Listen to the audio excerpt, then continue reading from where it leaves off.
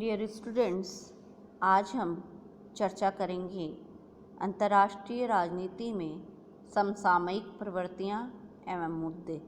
इस पर हम पिछले वीडियो में भी कुछ मुद्दों पर चर्चा कर चुके हैं कि अंतर्राष्ट्रीय राजनीति में समसामयिक प्रवृत्तियां और मुद्दे कौन कौन से हैं। स्पेशली हम चर्चा करेंगे 1991 के बाद अंतर्राष्ट्रीय राजनीति में क्या परिवर्तन आया है, कौन कौन से नए मुद्दे उभरे हैं। तो पिछले वीडियो में हमने कुछ बिंदुओं पर चर्चा कर ली थी, जैसे एंड ऑफ कोल्ड वॉर यानी शीत युद्ध का अंत हो गया है।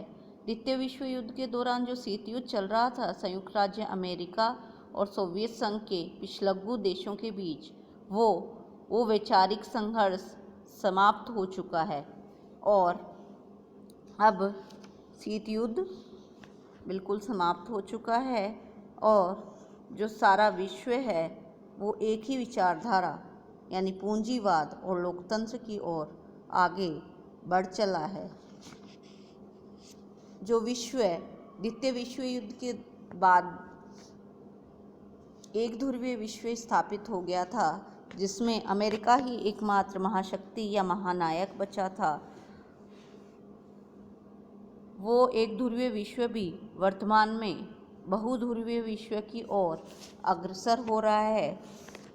साम्यवादी गुट जो था द्वितीय विश्व युद्ध के दौरान, उसका अवसान हो चुका है और जर्मनी जो पहले दो भागों में विभक्त थी, उसमें उनके बीच जो बर्लिन की दीवार थी वो ढह चुकी है और जर्मनी का एकीकरण हो चुका है और एकीकृत जर्मनी जो है वो यूरोप में सबसे शक्तिशाली केंद्र बनकर उभरा है। और जो गुटनिरपेक्ष आंदोलन था उसकी प्रासंगिकता अब समाप्त नहीं हुई है। शीत युद्ध के अंत के बाद ऐसा लगा कि एक गुट ही समाप्त हो गया, तो गुटनिरपेक्ष आंदोलन की क्या प्रासंगिकता रही। लेकिन जो गुटनिरपेक्ष आंदोलन है उसकी प्रासंगिकता पहले से ज़्यादा बढ़ गई है। इसके सदस्य देश भी पहले से ज़्यादा बढ़कर 120 हो गए हैं और इसने जो आंदोलन ने अपना स्वरूप जो पहले राजनीतिक अधिक था वह आर्थिक आंदोलन के रूप में बन गया है। इसलिए गुटनिरपेक्ष आंदोलन की भूमिका भी पहले से ज़्यादा बढ़ गई है और संयुक्त राष्ट्र संघ का परिवार भी बढ़ता जा रहा है। जब स्थापित हुआ था ये, तो इसकी सदस्य संख्या कितनी थी 51 और वर्तमान में कितनी हो गई है 193। तो संयुक्त राष्ट्र संघ का परिवार भी बढ़ता जा रहा है और सुरक्षा परिषद के जो सदस्य हैं 15, उनको भी बढ़ाकर 24 करने का प्रस्ताव है। तो संयुक्त राष्ट्र संघ का जो स्वरूप है और उसका परिवार है उसमें भी परिवर्तन आ रहा है, परिवार उसका बढ़ता जा रहा है। वर्तमान में 193 सदस्य हैं और सैनिक गुटबंदियां जो थी शीत युद्ध के दौरान, नाटो, सीटो, कौन कौन सी थी, नाटो, सीटो, सेंटो, वार्सा पैक्ट, वो सेंटो, वार्सा पैक्ट, सीटो, इनका तो अंत हो गया है और नाटो का जो बुनियादी स्वरूप था उसमें परिवर्तन कर दिया गया है और नाटो का पूर्व की ओर फैलाव हो गया है, जैसे Bulgaria, Latvia, Estonia, Romania, Lithuania, Slovakia. जहाँ मतलब जो वार्सा गुट के सदस्य थे, जो साम्यवादी गुट थे, वे भी आज नाटो में शामिल हो गए हैं और संपूर्ण विश्व है वो बाजारों उन्मुख अर्थव्यवस्था की ओर आगे बढ़ चला है। इन सभी समसामयिक प्रवृत्तियों और मुद्दों के बारे में हमने पिछले वीडियो में अध्ययन कर लिया था। अब हम इससे आगे के समसामयिक प्रवृत्तियों और मुद्दों पर अध्ययन करेंगे। द्वितीय विश्व युद्ध के बाद जो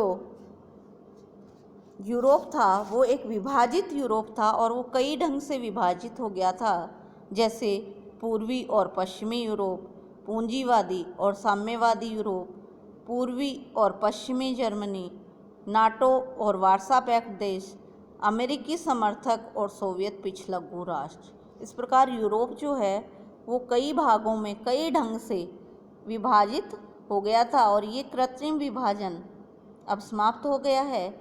यूरोपीय संघ का निर्माण हो गया है और दिसंबर 1991 को संपन्न मैस्ट्रिक्ट संधि यूरोपीय एकीकरण की दिशा में एक महत्वपूर्ण सीमा चिन्ह है। इस संधि के तहत क्या हुआ था, यूरोपीय समुदाय के जो देश हैं उनके बीच समान मुद्रा का चलन हुआ। इस दृष्टि से ये संधि महत्वपूर्ण है। कौन सी संधि? मैस्ट्रिक्ट संधि, दिसंबर 1991। इस संधि के तहत यूरोपीय समुदाय के देशों में समान मुद्रा का चलन हुआ और इस संधि के अनुसार समान मुद्रा के साथ साथ 1 जनवरी 1999 से एक यूरोपीय केंद्रीय बैंक की भी स्थापना हुई और मई 2004 में यूरोप के इतिहास में एक महत्वपूर्ण घटना हुई। क्या हुई थी? 10 नए राज्यों ने यूरोपीय संघ की सदस्यता ग्रहण की और वे 10 नए राज्यों में से 8 देश तो वो थे जो पूर्व सोवियत गुट के सदस्य रह चुके हैं। कौन कौन से? हंगरी, साइप्रस, चेक गणराज्य, एस्तोनिया, लाटविया, लिथुआनिया, माल्टा, पोलैंड, स्लोवाकिया और स्लोवेनिया। यूरोपीय संघ की सदस्य संख्या 25 है और इसमें 25 हो गई थी और वर्तमान में इसकी सदस्य संख्या कितनी है? 28 हो गई है। यूरोपीय संघ की अगर सदस्य संख्या आपको पूछी जाए तो वो है 28। इस प्रकार द्वितीय विश्व युद्ध के दौरान द्वितीय विश्व युद्ध के बाद जो विभाजित यूरोप था शीत युद्ध के दौरान, उसका कृत्रिम विभाजन समाप्त हो गया है और इसका एकीकरण होकर यूरोपीय संघ की स्थापना हो गई है जिसमें 28 सदस्य हैं। इसके अतिरिक्त जो समसामयिक प्रवृत्तियां देखने को मिलती हैं उनमें एक नव उपनिवेशवाद भी प्रमुख रूप से है। नियो इंपीरियलिज्म, नया उपनिवेशवाद। विकासशील देश तो उपनिवेशवाद का विरोध कर रहे हैं और वे क्या चाह रहे हैं? नई अंतर्राष्ट्रीय आर्थिक व्यवस्था की स्थापना।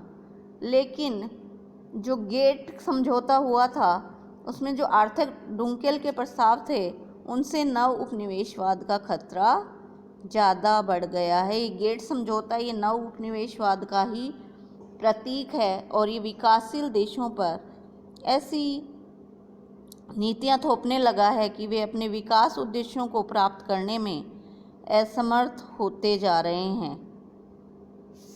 नव उपनिवेशवाद क्या है? आर्थिक शोषण।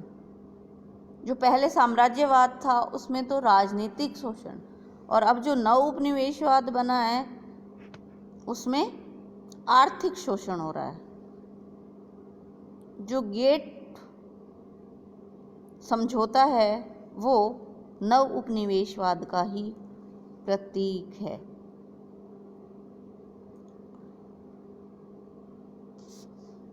विश्व व्यापार संगठन एक पुलिसमैन की भूमिका अदा करने लगा है और अमेरिका और विकसित देश उन्हें बहुराष्ट्रीय कंपनियों के माध्यम से विकासशील देशों का आर्थिक शोषण शुरू कर दिया है। यही नव उपनिवेशवाद है, यानी विकसित देशों द्वारा अपनी बहुराष्ट्रीय कंपनियों के माध्यम से विकासशील देशों का आर्थिक शोषण किया जा रहा है। यही नव उपनिवेशवाद है। अब हम चर्चा करते हैं राष्ट्रपति बुश की नई विश्व व्यवस्था, जिसे न्यू वर्ल्ड ऑर्डर भी कहा जाता है। क्या कहा जाता है? New world order.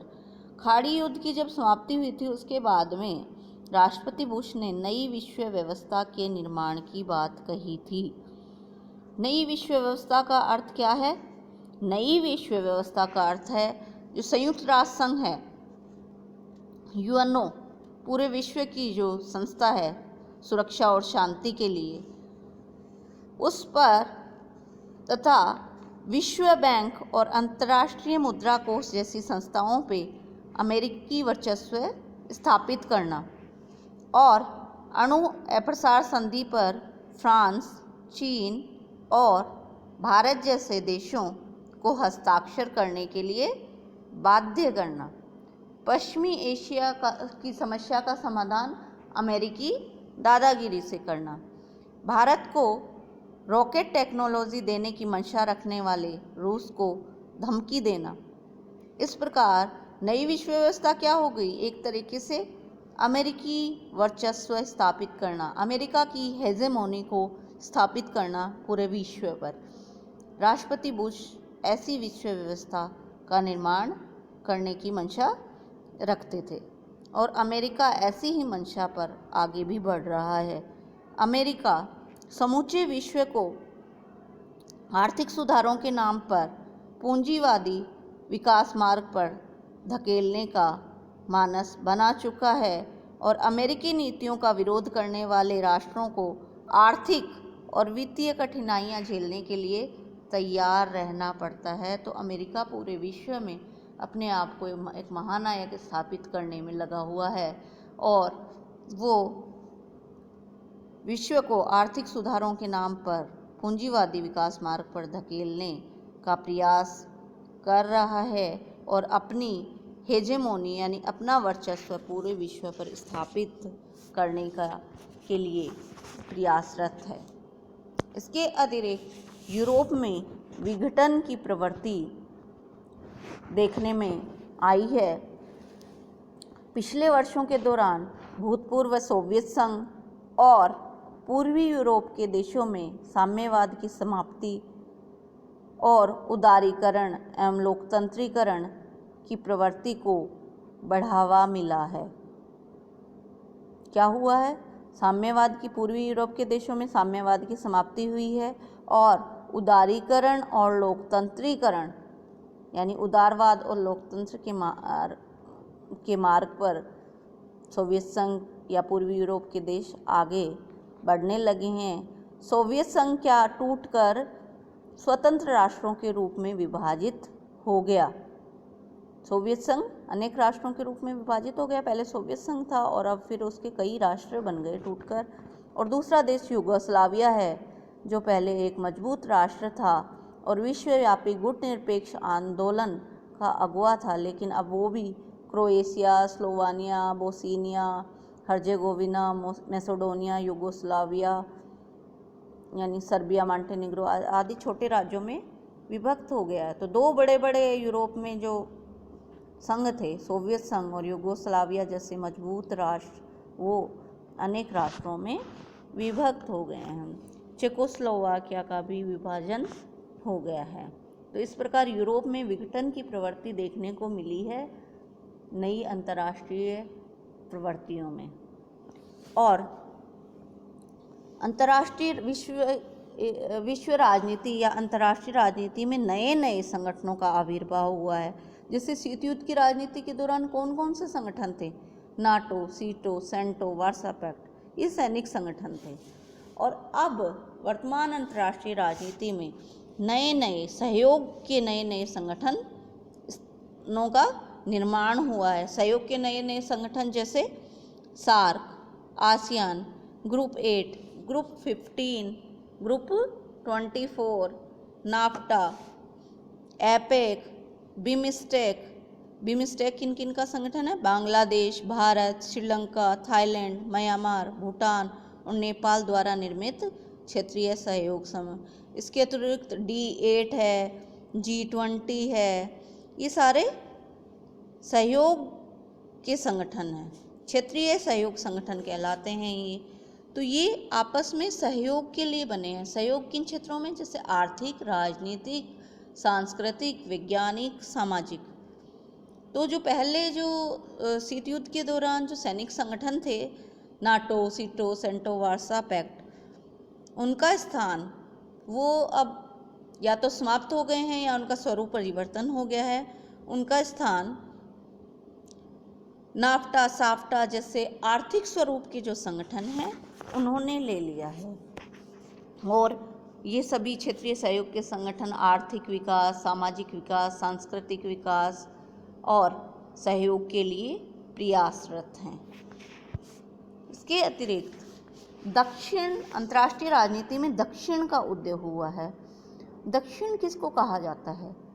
जब बात अंतर्राष्ट्रीय राजनीति में उत्तर दक्षिण की आती है तो उत्तर प्रतीक है विकसित देशों के समूह का जो तकनीकी और आर्थिक विकास की दृष्टि से उन्नत है, और दक्षिण है विकासशील देशों का समूह। विकासशील देश जो हैं वो अब आर्थिक विकास की ओर तेजी से अग्रसर होने लगे हैं और उन्होंने अंतर्राष्ट्रीय राजनीति में अपना एक समूह, अपना एक इक्का भी कर लिया है और आपस में सहयोग करके आर्थिक विकास की ओर आगे बढ़ने लगे हैं। और अंतर्राष्ट्रीय राजनीति में दक्षिण का उदय हुआ है। दक्षिण यानी विकासशील देश। प्रमुख विकासशील देश कौन कौन से हैं? 8। अर्जेंटीना है, ब्राज़ील है, चीन, भारत, इंडोनेशिया, मैक्सिको, दक्षिण अफ्रीका और तुर्की।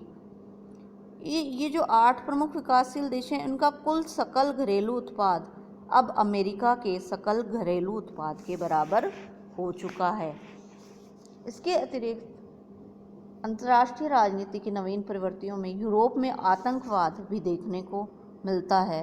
पेरिस में 2015 में, ब्रुसेल्स में 2016 में, पेरिस में पिछले 1-2 साल में भी, और ब्रुसेल्स में 2017 में आतंकी हमले हुए। आज यूरोप में क्या, पूरे विश्व में ही अलग अलग जगह, श्रीलंका में भी कुछ समय पहले आतंकी हमले हुए थे। तो इस प्रकार आतंकवाद ने विश्व में अपने पैर पसारे हुए हैं। काफ़ी जगह हमें आतंकी हमलों की घटनाओं के बारे में सूचना मिलती है। तो विश्व आज आतंकवाद के गिरफ्त में आ चुका है। इस समस्या का हल किया जाना भी आवश्यक है। इसके अतिरिक्त आज की जो अंतर्राष्ट्रीय राजनीति है, आज का जो विश्व है, उसमें नई श्रेणी के परमाणु हथियार तैयार हो रहे हैं। अमेरिका, रूस और चीन जो आक्रामक शैली में परमाणु हथियारों की नई श्रेणियां तैयार कर रहे हैं। ये ऐसे ऐसे नए हथियार अपने बना रहे हैं, जैसे अमेरिका और चीन हैं वो हाइपरसोनिक ग्लाइड बना चुके हैं। इसकी अल्ट्रा हाई स्पीड इतनी तेज़ है कि ये 1 घंटे में 27,358 किलोमीटर तक सफ़र कर सकता है। इस प्रकार दुनिया बदल रही है, नई श्रेणी के परमाणु हथियार तैयार हो रहे हैं। विश्व व्यवस्था का जो एक अनुक्रम है उसमें बदलाव आ रहा है, एक ध्रुवीयता को दरकिनार करके, और अब बहुध्रुवीयता की ओर देश बढ़ रहे हैं और सभ्यताओं के राजनीतिक एकीकरण की ओर समूचा विश्व बढ़ता नज़र आ रहा है। लंबे समय तक जो अमेरिका का एकाधिकार रहा विश्व पर, उस एकाधिकार को भी चुनौती मिल रही है। अमेरिका के वर्चस्व को चुनौती मिल रही है और भूमंडलीकरण यानी ग्लोबलाइजेशन को बढ़ावा मिल रहा है। और भूमंडलीकरण भी अंतर्राष्ट्रीय राजनीति की एक नवीन प्रवृत्ति है। उदारीकरण भी तेज़ी से देखने को मिल रहा है। उदारीकरण और भूमंडलीकरण वर्तमान अंतर्राष्ट्रीय राजनीति की नवीन प्रवृत्तियां हैं। कौन कौन सी? भूमंडलीकरण में पूरा विश्व एक ग्राम जैसा बन गया है और पूरे विश्व की जो दूरियां कम हो गई हैं और विश्व में आपस में जो व्यापार है या दवाइयां हैं या विकास, श्रम, सबका प्रवाह तेज़ी से बढ़ रहा है। भूमंडलीकरण के कारण सारी संस्कृतियां एक जैसी होती हुई नज़र आ रही हैं। तकनीकी अब तक के सर्वोच्च स्तर को छू रही है और विश्व व्यापार संगठन शक्ति का एक नया केंद्र बनकर उभरा है और G7, G20, ब्रिक्स, इब्सा जैसे नए नए क्षेत्रीय सहयोग के संगठन बनते जा रहे हैं। और आज विश्व में जो ध्यान देने योग्य बात है कि राजनीतिक विवादों की बजाय आर्थिक और वाणिज्यिक मुद्दे अधिक महत्वपूर्ण बनते जा रहे हैं। आर्थिक और वाणिज्यिक मुद्दे ज़्यादा महत्वपूर्ण बनते जा रहे हैं, यानी विश्व का स्वरूप है वो आर्थिक मुद्दों पर, या आर्थिक ज़्यादा हो गया है। आज का युग आर्थिक युग हो गया है, इस वजह से आर्थिक मुद्दों पर ज़्यादा फोकस किया जा रहा है संपूर्ण विश्व में और अंतर्राष्ट्रीय राजनीति में, और तकनीक पे बहुत अधिक बल दिया जा रहा है। भूमंडलीकरण का बढ़ावा मिलने के कारण सारी संस्कृतियां एक जैसी होती नज़र आ रही हैं और विश्व आतंकवाद की चपेट में भी है। तो इस प्रकार जो वर्तमान अंतर्राष्ट्रीय राजनीति है उसमें जो भूमंडलीकरण है, उदारीकरण है और आर्थिक मुद्दों को अधिक महत्व है, या व्यापार आदि आर्थिक मुद्दों को ज़्यादा महत्व है, व्यापार और वाणिज्यिक मुद्दों को ज़्यादा महत्व दिया जा रहा है। इस प्रकार दुनिया बदल रही है और सैमुअल पी हंटिंगटन के अनुसार शीतोत्तर विश्व 7-8 सभ्यताओं के वर्चस्व वाला विश्व है। अंतर्राष्ट्रीय मामलों के प्रमुख मुद्दे सभ्यताओं के मतभेदों के में उलझते प्रतीत होते हैं और पश्चिमी दुनिया से गैर पश्चिमी दुनिया की तरफ शक्ति का बहाव हो रहा है। और विश्व राजनीति कैसी बनती जा रही है?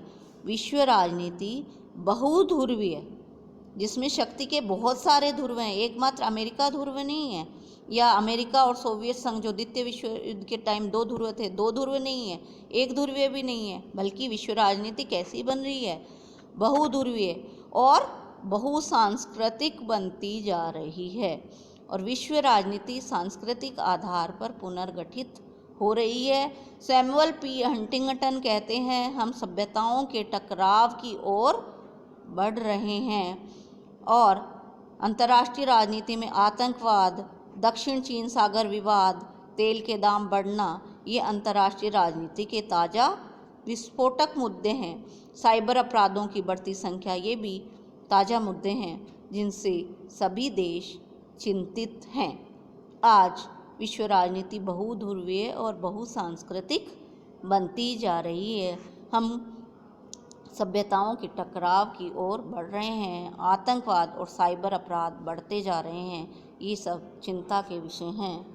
यही हैं अंतर्राष्ट्रीय राजनीति की नवीन प्रवृत्तियाँ, जिन्हें कंटेम्प्रेरी ट्रेंड्स भी कहा जाता है। और इसी के साथ धन्यवाद।